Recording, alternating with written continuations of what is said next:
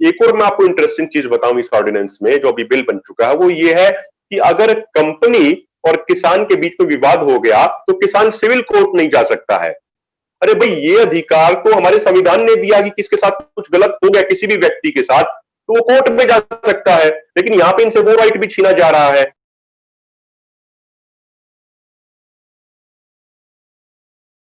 1990 से जब से ये ग्लोबलाइजेशन का ट्रेंड शुरू हुआ तो बाकी सेक्टर्स में इनकम 4% बढ़ी, लेकिन फार्मर्स की इनकम सिर्फ 0.28% बढ़ी। और आप एक चीज और देखिए इसमें, अमेरिका और यूरोप में फ्री मार्केट पॉलिसीज का आपको एक इंटरेस्टिंग फैक्ट ये बताऊं कि अमेरिका में 4 तरह की सब्सिडी किसानों को दी जाती है।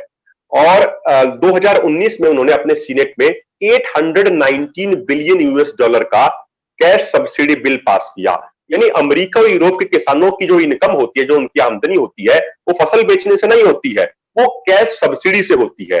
जबकि हमारे यहाँ पे किसानों की आमदनी होती है वो फसल बेचने से होती है। हमारे यहाँ की लैंड पॉपुलेशन रेशियो है that is entirely different as compare to America and Europe. वहां के किसानों के लिए, अमेरिका और यूरोप के किसानों के लिए एग्रीकल्चर एक फॉर्म ऑफ बिजनेस है। हमारे यहाँ पे ये बिजनेस नहीं है, हमारे यहाँ पे ये जीवन यापन का एक तरीका है। 14 करोड़ किसान परिवारों का पेट भरता है इस कृषि से। हमारे यहाँ पे ये बिजनेस नहीं है। तो एक बेसिक चीज मैं आपको बताता हूँ, जो ग्राउंड की चीज जो समझना बड़ा जरूरी है। जैसे गेहूं की फसल होती है तो गेहूं का एक एक दाना वो गवर्नमेंट द्वारा डिक्लेयर्ड एमएसपी पे खरीदा जाता है। तो मान लीजिए जिसके पास 5 एकड़ जिसके पास जमीन है और उसने 5 एकड़ में गेहूं की खेती की है, मतलब नॉर्थ इंडिया में तो स्पेशली ऐसा है कि जिसके पास जमीन है तो वो रबी सीजन में गेहूं की खेती जरूर करता है। तो 1 एकड़ में लगभग लगभग उसको 35-40 हजार रुपए का उसको मतलब इनकम हो जाती है 1 एकड़ गेहूं से। तो जो उसके पास 5 एकड़ है तो उसके पास लगभग लगभग 1.5 से 2 लाख रुपए की उसकी इनकम हो जाती है। उसकी एक बंधी हुई इनकम आती है, मतलब वो श्योर है उसके बारे में कि भाई इसकी तो प्रोक्योरमेंट हो ही जाएगी और उसको पेमेंट आ जाएगी। और जो पूरे देश में मात्र 6% किसानों की फसलें ही एमएसपी पे प्रोक्योर की जाती है। पंजाब में, हरियाणा में, मध्य प्रदेश में, कुछ फसलें राजस्थान में और उत्तर प्रदेश में होती है, कुछ साउथ में होती है। तो हमारी तो स्टार्टिंग से डिमांड ये रही थी कि भाई गवर्नमेंट जो भी एमएसपी डिक्लेयर करती है, फॉर एग्जांपल गवर्नमेंट हर साल 24 फसलों का, 24 क्रॉप्स का एमएसपी डिक्लेयर करती है, तो आप उस पे एमएसपी पे खरीद की गारंटी या कानून बनाइए। ये हमारी डिमांड पहले से है। आपको एक और उसको साधारण करके उसको सरल भाषा में बताता हूं। मान लीजिए कपास का गवर्नमेंट द्वारा डिक्लेयर्ड एमएसपी जो commission on agriculture cost and price declare करता है, सीएसी पे डिक्लेयर करता है हर साल, वो 5,515 रुपए क्विंटल है, लेकिन वो बिक रहा है 3,700 रुपए पे। तो उसको 5,515 रुपए का एमएसपी डिक्लेयर करने का मतलब क्या होगा? उसको कोई मतलब नहीं बनाना उसका। तो आप जो डिक्लेयर कर रहे हो, गवर्नमेंट जो डिक्लेयर कर रही है उस पर तो प्रोक्यूरमेंट हो। जो एक गेहूं की एकमात्र ऐसी फसल थी जिससे किसान को सहारा लग जाता था कि 5 एकड़ जमीन है तो साल में 1.5-2 लाख की उसे इनकम हो जाती थी, तो उसका थोड़ा काम चलता रहता था, उसका घर का काम। अब वो भी खत्म होने की तरफ जा रहा है। मंडियां भी एक तरीके से कोलैप्स कर जाएंगी। इसीलिए किसान इतना बड़े स्तर पे आंदोलन कर रहे हैं। तो जो आड़तिया सिस्टम है हरियाणा में, आड़तियों के माध्यम से गवर्नमेंट प्रोक्यूर करती है। उसमें होता क्या है कि जैसे मान लीजिए आप मंडी में जाते हैं, तो मंडी में जाके अपने आपने वहां पे गेहूं दे दिए, आड़तिया के पास वहां पे डाल दिए। बेसिकली आड़तिया हो गया कमीशन एजेंट हो गया वो गवर्नमेंट का। तो वो किसानों से लेता है, उसकी साफ सफाई कराता है, उसको पैक करके एफसीआई या फिर हैफेड के गोदामों में भेज देता है। उसमें उस पूरी प्रोसेस में गवर्नमेंट उस आड़तिया को 2.5% का कमीशन देती है और किसानों को उनकी पेमेंट मिल जाती है। तो गेहूं का तो बेसिक प्रोक्योरमेंट सिस्टम ये है। अगर आप बात करें धान की, तो सभी किस्मों की धानें सरकार प्रोक्योर नहीं करती है। अगर आप बात करें कपास की, बात करें कॉटन की, बात करें तो उसका मात्र 20-25% ही होता है जो गवर्नमेंट प्रोक्योर करती है। बाकी प्राइवेट प्लेयर्स जो होते हैं वो उसको प्रोक्योर करते हैं। ये जो जवार होती है, जो वो बेसिकली चारे के लिए इस्तेमाल किया जाता है, उसको बेचा नहीं जाता।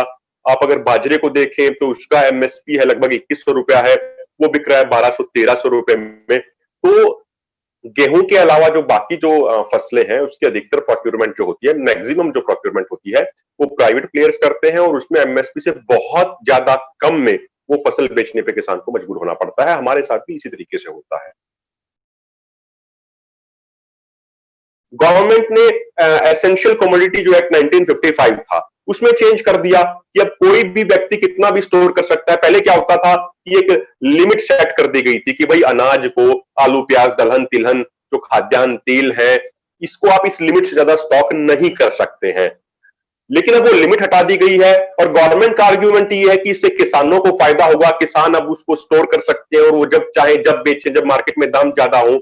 लेकिन मैं ये चीज आपके माध्यम से ये बताना चाहता हूं कि हमारे देश में 85% फार्मर्स तो छोटे किसान हैं, वो स्मॉल फार्मर्स हैं, उनकी एवरेज लैंड होल्डिंग 2 हेक्टेयर तक भी नहीं है उनकी, उनके दो दो तीन तीन कमरों के मकान होते हैं। तो वो अपने 2-3 कमरों के मकान में अपने अनाज को स्टोर करेगा या वो खुद रहेगा? कि ये कॉन्ट्रैक्ट फार्मिंग का ये बड़ा गवर्नमेंट उसके फेवर में जो आर्ग्यूमेंट दे रही है, या जो लोग कुछ फार्मर्स ऑर्गेनाइजेशन भी जो इसके फेवर में आर्ग्यूमेंट दे रहे हैं, बिल्कुल बेसिक टर्म्स में, बेसिक लैंग्वेज में मैं आपको बताता हूं।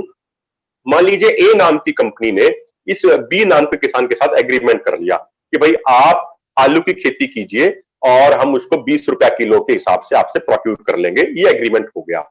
अब मान लीजिए मार्केट में रेट 10 रुपए किलो तक का आ गया, तो कंपनी क्या करती है? कंपनी फिर अपनी हिडन टर्म्स एंड कंडीशन दिखाती है, जो बहुत छोटे छोटे अक्षरों में लिखे होते हैं, जिनको लेंस से भी नहीं पढ़ा जा सकता है। उनको उनमें क्या लिखा होता है? उनमें लिखा होता है कि आलू की मोटाई इतनी होनी चाहिए, आलू की चौड़ाई इतनी होनी चाहिए, आलू की लंबाई इतनी होनी चाहिए, तब वो कंपनी प्रोक्यूर करेगी। अब आप खुद ये बताइए, भाई आलू तो धरती के नीचे होता है, हम किसान तो क्या, कोई कंपनी वाला भी नहीं बता सकता, कोई साइंटिस्ट भी नहीं बता सकता कि आलू की लंबाई कितनी होगी, आलू लंबा होगा, आलू चौड़ा होगा, या आलू गोल होगा, या आलू छोटा होगा, तो कोई नहीं बता सकता ये तो। फिर ये क्या करते हैं, ये कंपनी फिर किसानों को टॉर्चर करते हैं कि देखिए भाई आपके आलू की लंबाई, चौड़ाई, गोलाई, मोटाई इतनी नहीं है, इसलिए अगर आपको बेचना है तो आप 5 रुपए किलो में दे दीजिए, नहीं तो आप भाड़ में जाइए आप। ये इनका काम करने का तरीका है। एक और मैं आपको इंटरेस्टिंग चीज बताऊं इस ऑर्डिनेंस में, जो अभी बिल बन चुका है, वो ये है कि अगर कंपनी और किसान के बीच में विवाद हो गया तो किसान सिविल कोर्ट नहीं जा सकता है। अरे भाई ये अधिकार तो हमारे संविधान ने दिया कि किसके साथ कुछ गलत हो गया किसी भी व्यक्ति के साथ तो वो कोर्ट में जा सकता है, लेकिन यहां पे इनसे वो राइट भी छीना जा रहा है।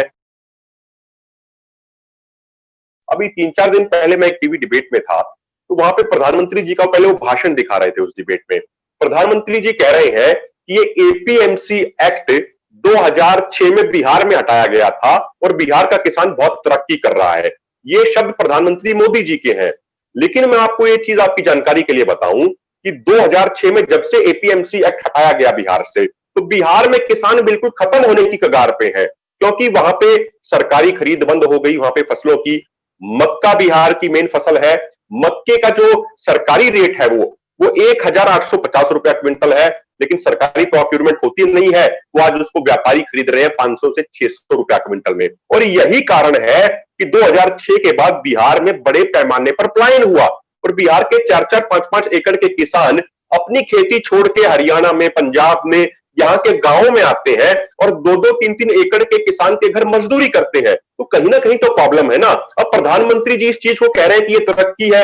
अरे भाई ऐसी तरक्की हमें नहीं चाहिए, ये तरक्की नहीं है, ये बर्बादी है। अभी गवर्नमेंट ये कह रही है कि भाई प्राइवेट लोगों के हाथ में जाएगा तो किसानों को छूट मिल जाएगी। बिना प्राइवेट प्लेयर्स के हाथों में दिए हुए किसानों को ये छूट तमिलनाडु राज्य ने दी थी 1999 में, जब वहां के सीएम एम करुणानिधि होते थे। तो उन्होंने एक स्कीम स्टार्ट की थी, उझावर संथई मार्केट स्कीम। उस स्कीम में उन्होंने क्या किया कि भाई एक नई मार्केट बना दी जहां पे किसान आके अपना सामान बेच सकता है। उन मार्केट्स में कोई व्यापारी नहीं घुस सकता था, कोई बिचौलिया या कोई दलाल नहीं घुस सकता था, कोई मिडिलमैन नहीं घुस सकता था।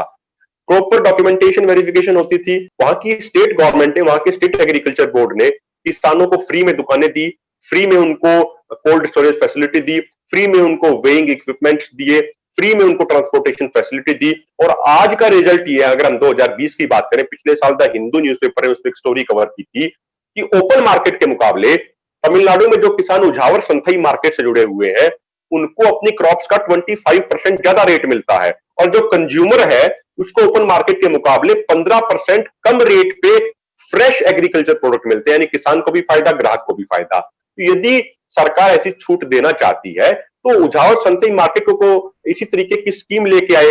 अब प्रधानमंत्री जी कहते हैं कि भाई अब हमने किसानों को छूट दे दी है, वो कहीं पे भी जाके अपना एग्रीकल्चर प्रोडक्ट बेच सकता है। अरे भाई आप एक बात बताइए, 2 एकड़ 3 एकड़ का किसान वो दिल्ली या मुंबई जाके अपना एग्रीकल्चर प्रोडक्ट कैसे बेचेगा? उसका किराया ही इतना लग जाएगा कि उसको कुछ बचेगा नहीं। तो जो ये अभी जो एमपीज और जो ये एमएलएज हैं जिन्होंने इसके पक्ष में वोटिंग की है या इस ऑर्डिनेंस का सपोर्ट किया है, तो हम उनकी पूरी लिस्ट तैयार कर रहे हैं। उनकी एक एक असेंबली सीट पे उनकी एक एक संसदीय सीट पे हमारे किसान जाएंगे और किसानों को बताएंगे कि किस तरीके से आपके इन नेताओं ने आपके किसानों के ही मौत के फरमान पे हस्ताक्षर किए थे, उसके बाद किसान इनको आगे नहीं जीतने देंगे, इनको हमेशा के लिए भूतपूर्व विधायक और भूतपूर्व सांसद ही इनको बना देंगे। और सबसे इंपॉर्टेंट चीज ये है कि भाई अगर गवर्नमेंट एमएसपी गारंटी रिटर्न में दे देती है तो काफी कुछ चीजें उससे सॉर्ट आउट हो जाएंगी।